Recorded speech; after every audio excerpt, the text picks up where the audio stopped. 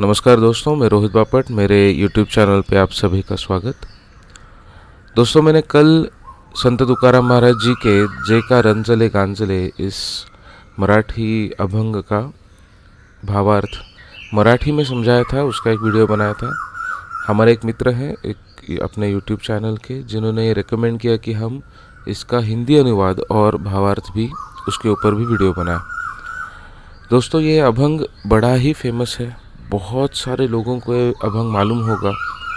बहुत सारे लोगों ने अपने अपने तरीके से इस अभंग को समझने की कोशिश की है, प्रयास किया है।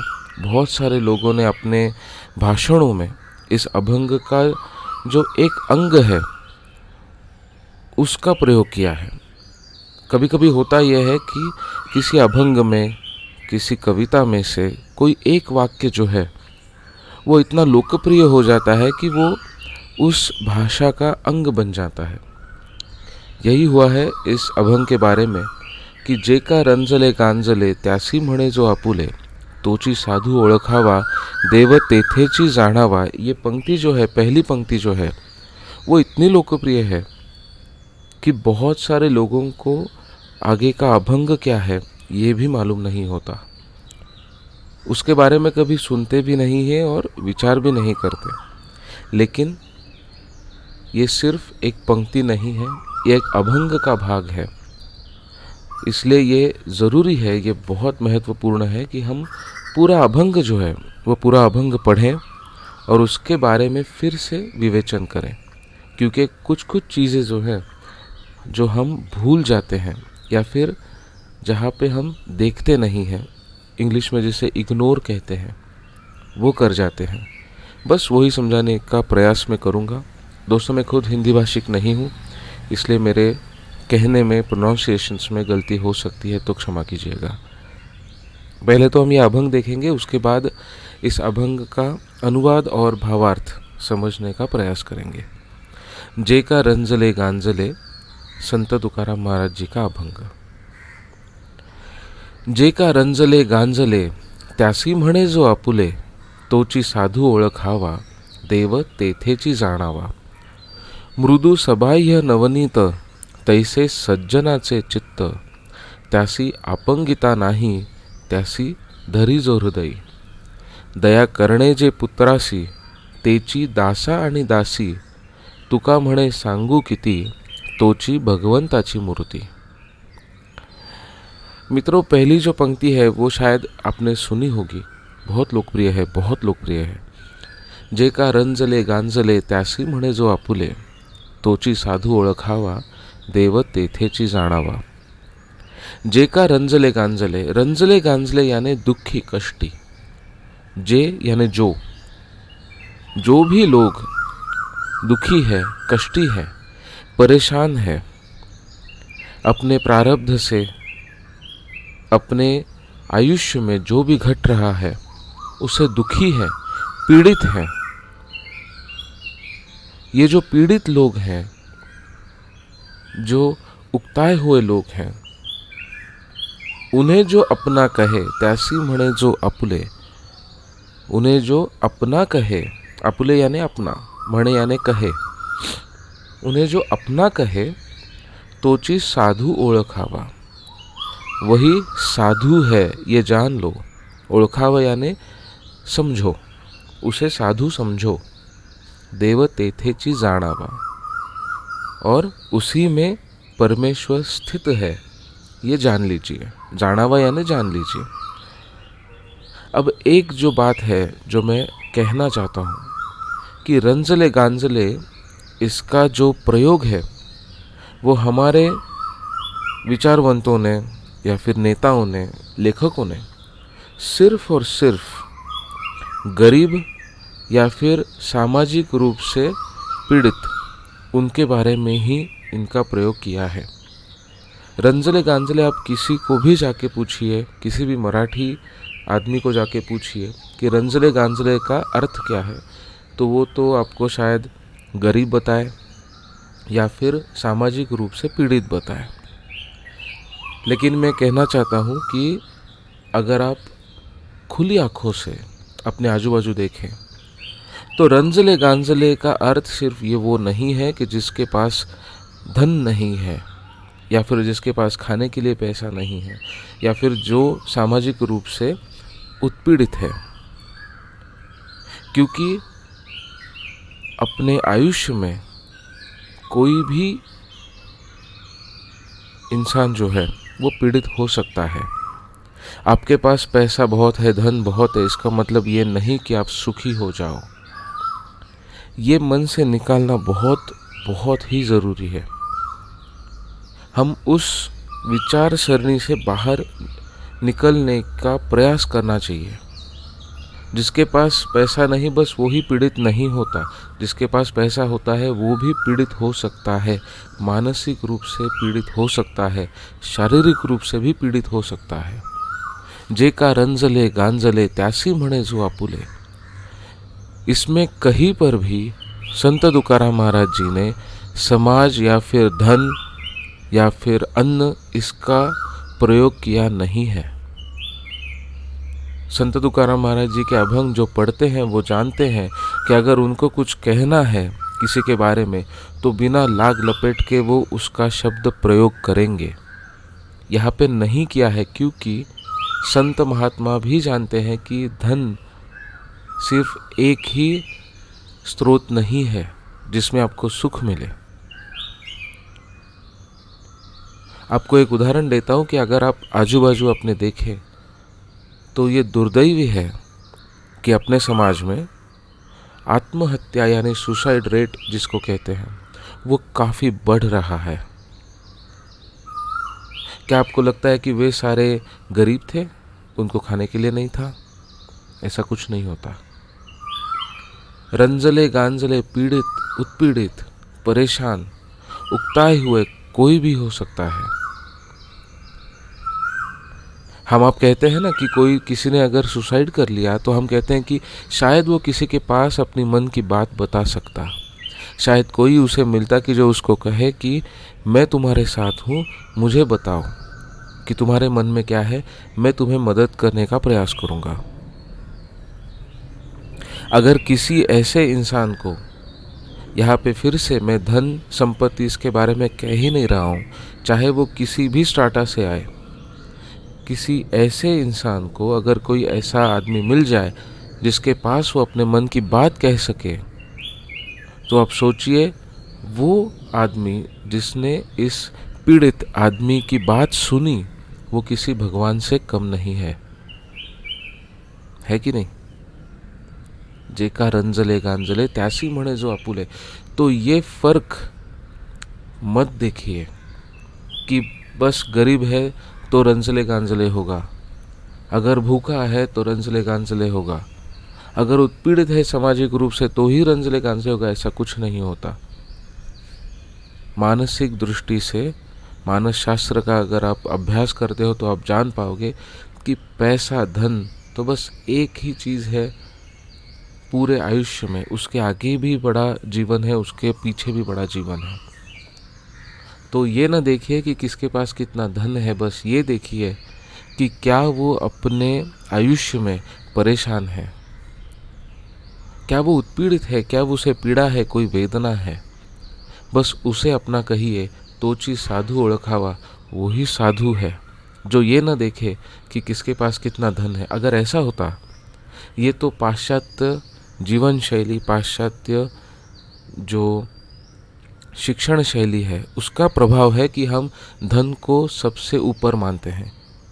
धन है तो सुख है ये मानते हैं। अगर ऐसा होता तो बड़े बड़े श्रीमंत लोग, बड़े बड़े धनवान लोग जो है वो कभी किसी साधु संत के पैरों पर नहीं पड़ते।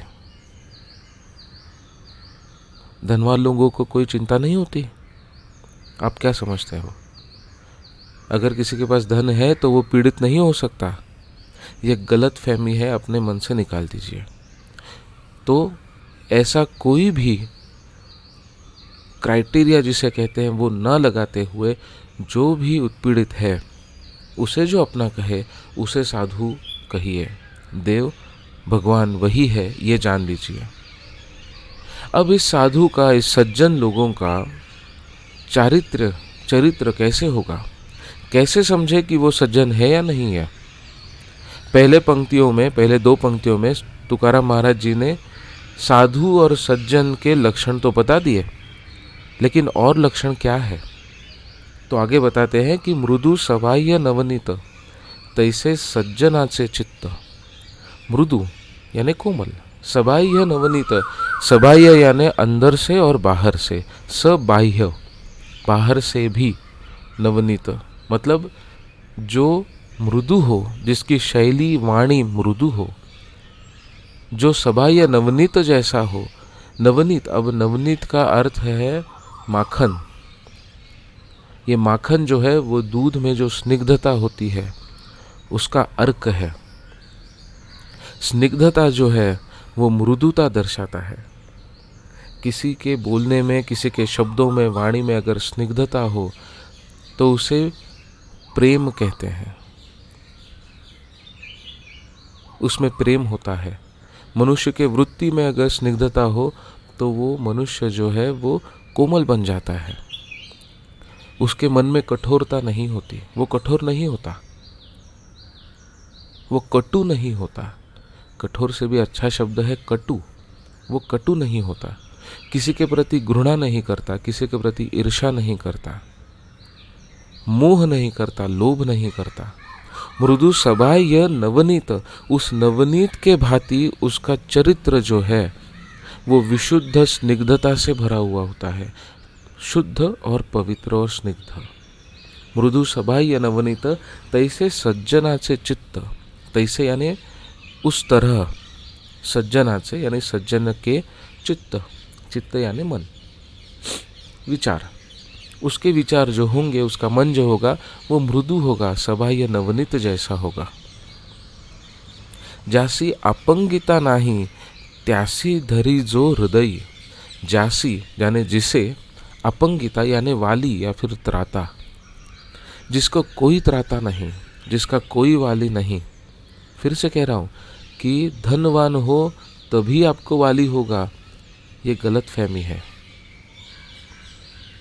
जासी अपंगिता नहीं, जिसका कोई वाली नहीं, जिसका कोई सुनने वाला नहीं, जिसका कोई त्राता नहीं, जिसे हाथ देने वाला कोई नहीं, मदद करने वाला कोई नहीं, जिसको पूछने वाला कोई नहीं। जासी अपंगिता नाही त्यासी धरी जो हृदय, जिसको कोई त्राता नहीं होता, उसे जो अपने हृदय से लगाए वो सज्जन है, वो साधु है। सज्जन की परीक्षा कैसे हो, इसके बारे में तुकाराम महाराज जी ने लिखा है कि जो मन से सबाह्य नवनीत है, मृदु है, कटु नहीं है, और जिसे कोई अपंगिता नहीं, जिसे कोई त्राता नहीं, वाली नहीं, उसे जो अपने हृदय से लगाए वो सज्जन, जिसे कोई त्राता नहीं। आप भी सोच कर देखिए, कभी कभी आपको भी लगता होगा, जो सुनने वाले हैं उनको भी लगता होगा कि मेरा कोई वाली नहीं, मेरा कोई त्राता नहीं। समाज में ऐसे कितने सारे लोग होंगे। इसलिए मैं कहता हूँ कि सिर्फ धन को मत देखिए। धन को देखकर अगर इस अभंग का आप परीक्षण करोगे, विवेचन करोगे, तो बस एक ही अंग को ढूंढ पाओगे, उसके आगे भी अंग हैं। संत महात्माओं ने बस एक ही अंग से नहीं बताया। अगर ऐसा होता तो गरीब कहते, अगर ऐसा ही होता तो निर्धन कहते, लेकिन उन्होंने निर्धन नहीं कहा है, उन्होंने रंजले गांजले कहा है, उन्होंने अपंगिता कहा है, जिसका कोई त्राता नहीं, उसको जो अपने हृदय से लगाए वो सज्जन। अभी और एक लक्षण सज्जन का तुकाराम महाराज जी ने बताया, वो बहुत ही सुंदर है। दया करणे जे पुत्रासी तेची दासा आणि दासी। दया करणे मतलब दया करना, जे यानी जो, पुत्रासी पुत्र को, जो दया अपने पुत्र पर दिखाते हो, तेसी, तेची दासा आणि दासी, वही दया अगर अपने दास और दासी पर दिखा रहे हो तो वो भी सज्जन है। कितनी सुंदर पंक्ति है। इसका अर्थ बस इतना ही है कि जो दया तुम अपनों पर दिखाते हो, अपने लोगों पर, अपने पुत्र हो, पुत्री हो, या फिर तुम्हारे कुटुंब के जो लोग हैं, पुत्र इसलिए कहा है कि किसी भी पुरुष के लिए अपना पुत्र जो है वो बड़ा प्यारा होता है, उसके ऊपर बड़ी दया दिखाता है पुरुष। लेकिन जो दया अपने पुत्र पर दिखा रहे हो, अगर वही दया अपने दास और दासी यानी अपने नीचे जो काम करते हैं, अंग्रेजी में उसे सबऑर्डिनेट्स कहते हैं, उनके ऊपर अगर वही दया दिखाओ, वही माया प्रेम दिखाओ, तो वो भी सज्जन है। मित्रों, सज्जन का और एक जो लक्षण है वो ये होता है कि बस ये देखो कि अपने से नीचे जो लोग हैं उनसे वो कैसे बर्ताव करते हैं। अपनों से ऊपर से तो कोई भी अच्छे से बात करेगा। अगर आप किसी ऑफिस में काम करते हो तो अपने बॉस से तो कोई भी अच्छा बोल लेगा। लेकिन आदमी सज्जन कब कहलाएगा? जब आपके ऑफिस में जो ऑफिस बॉय है या फिर जो झाड़ू पोछे करने वाला है, अगर उनसे जब आप प्रेम भरी बातें करोगे, वही सज्जनता से, वही मन के भाव से बात करोगे, जो भाव से आप बॉस से बात करते हो, अपने मैनेजर से बात करते हो, तभी आप सज्जन होते हो। वरना अपने से जो सबल है उससे तो आप अच्छी बात कर ही लोगे। बात तो तब बनेगी जब अपने से नीचे जो है, अपने से दुर्बल जो है, उनसे तुम प्रेम से बात करोगे और दया से बात करोगे, उनके ऊपर दया दिखाओगे, तो ची सज्जन। ये एक सज्जन का लक्षण है। कितना सुंदर लक्षण है। सोच के देखिए, अपने जीवन में हर रोज आप कैसे बर्ताव करते हो? क्या आप सज्जन हो? ये अपने आप से प्रश्न पूछना है। अब अंत में तुकाराम महाराज जी कहते हैं कि तुका म्हणे सांगू किती तोची भगवंताची मूर्ति। अब कितना बताएं? तुका म्हणे सांगू किती, सांगू यानी बताऊं, तुका म्हणे यानी तुकाराम महाराज जी कह रहे हैं। तुका म्हणे सांगू किती, तुका कहे कि कितना बताऊं, कितने लक्षण बताऊं, कितने लक्षण सुनाऊं। सज्जन है वही भगवंताची मूर्ति है, वही भगवंत की मूर्ति है, जिसे देखकर आपके मन को ये लगे कि यही भगवंत की मूर्ति है, यही भगवान की मूर्ति है, वही सज्जन है। आपका मन जो है, जो विशुद्ध मन है, विशुद्ध मन को सज्जन जो है वो दिख जाता है। कभी कभी होता है ना कि हम किसी को देखकर कह दे कि ये तो सज्जन है, और ये तो बड़ा ही सज्जन है।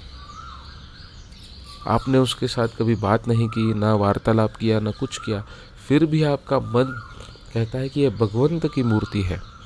तुका म्हणे सांगू किती तोची भगवंताची मूर्ति। कितने लक्षण बताए, जितने बताए उतने कम है। लेकिन इस अभंग में जो बताए हैं वो सभी चरित्रों का, सभी लक्षणों का परिपाक जिसे कहते हैं वो है।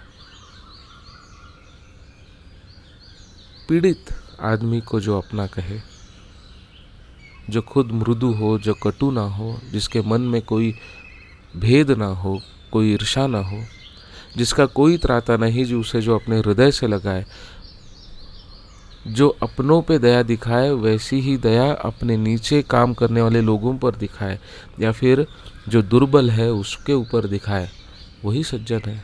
और कितना बताएं, बस वही भगवान की मूर्ति है। तो दोस्तों, ये था संत तुकाराम महाराज जी का एक प्रसिद्ध अभंग जेका रंजले गांजले। इस अभंग का हिंदी अनुवाद और भावार्थ। मित्रों, फिर से मैं कहता हूँ कि मैं खुद हिंदी भाषिक नहीं हूँ, इसलिए मेरे कहने में भूल चूक हो सकती है, तो क्षमा कीजिएगा।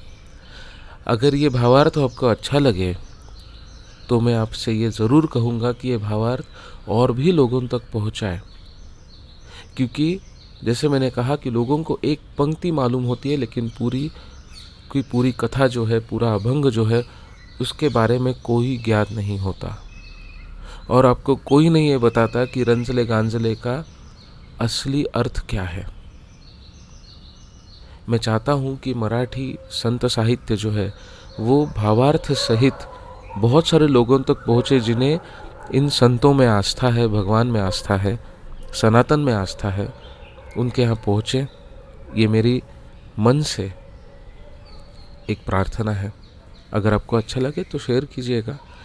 अगर और भी कोई अभंग हो जिसका हिंदी में भावार्थ आप सुनना चाहें तो वो भी इस अभंग के कमेंट में आप कह सकते हो, बता सकते हो। मैं ज़रूर प्रयास करूँगा। अगली बार आपसे फिर से मिलूँगा कोई और अभंग लेके या फिर कोई और कविता लेके। तब तक के लिए धन्यवाद।